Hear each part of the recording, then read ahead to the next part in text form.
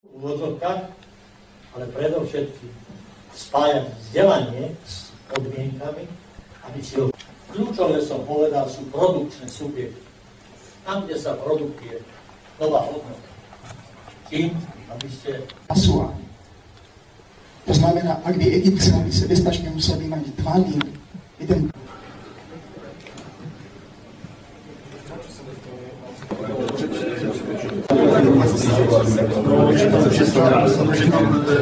Strašně spousta grafů.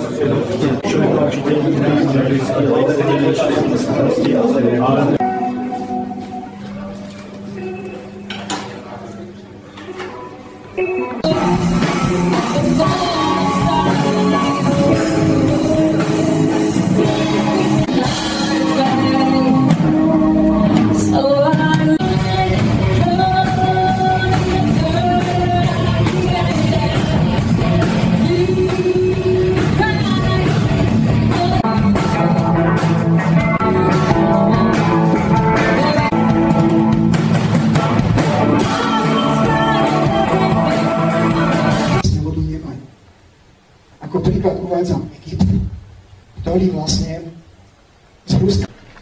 Venujem sa teda inej problematike, konkrétne fyziológie rastlín, ale tematiky ako klima. Čo to je? Graf ukazuje vývoj svetovej populácie za posledných 12 let, podotýkam. Mimochodom, toto je vojna v Perskom zálive 1971. To bolo Saddam Hussein a tak ďalej. Znamená policejních a vojenských.